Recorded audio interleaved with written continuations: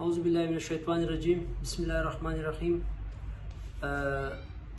زه خیالي او رګزی وتیزی قوم سره تعلق ته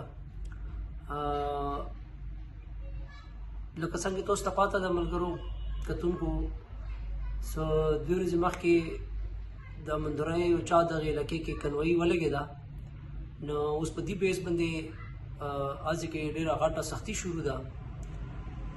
نو چونکې لکه څنګه تاسو ته پاته ده چې د روډ حفاظت یا په روډ باندې د عام خلکو حفاظت کول چې کوم دي هغه د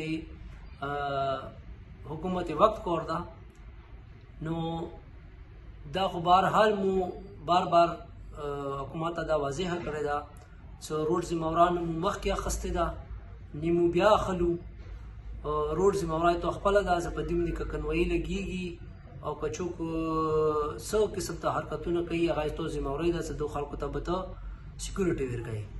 خو چونکې اوس هغه کنوایي ولګېدله نو هغې حوالې سره اوس عام خلکو باندې عام کلو باندې هڅې کې ډېره غټه سختي شروع ده، بلکې یو خپل کلي کې خلک کلو نه بهر نشي راوتی. یو دومره غټ ظلم شروع ده چې هغه ځای کې ماشومان هغه اوچات کې یوسي ووایي او بیا یې راپرېږدي، اوچاتې کې ووایي بیا یې راپرېږدي. نو هغه ماشومان داسې ویلي ورکړي دي چې اوس ډېر خو په هسپتالونو کې پراته دي.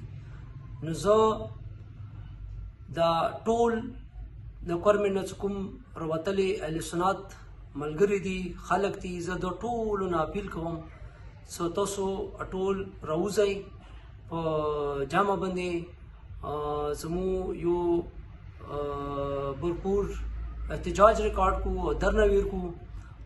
موږ خپله مشوره دا ده چې د درنه په سپارۍ کې ورکول پکار دي، چونکې ویلې چې سپارۍ بند کړې ده. سپارۍ نه مو مخکې خپل کلو ته نشو تللی او په غرونو باندې په هر په کور په سرونو باندې راته آرمي والا پولیس والا دا ناست دي.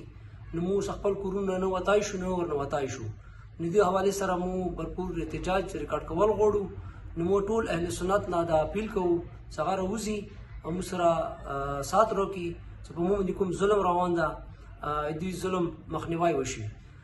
لکه څنګه تاسو ته پاته ده چې مو په آئین پاکستان کې اندر لګیا یو خپل حق غواړو چې تاسو خبر یو چې په بګن باندې 22 نومبر باندې لشکرکشي شوې وه.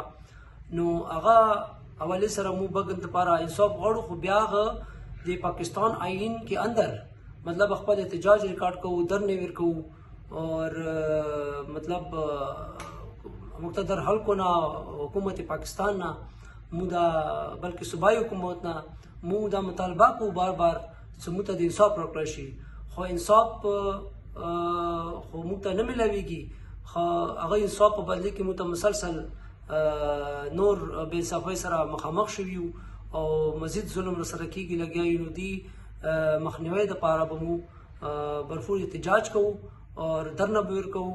نو زه ټولو اهل سنت خاص کر وتیزی قوم نه اپیل کوم چې دا هر ځای کې وي، که هغه په پېښور کې وي، که په اسلام آباد کې وي، که په کوهاټ کې وي، که په هنګو کې وي، چې کوم ځای کې وي هغه ځایونه تیار کړئ چې مو بھرپور احتجاج باقاعده درنه ورکړو چې روډونه بند کړو چې د کوم ظلم ورسره کېږي چې دا ظلم ته بند شي. ډېره مهرباني، خوشحاله اوسئ.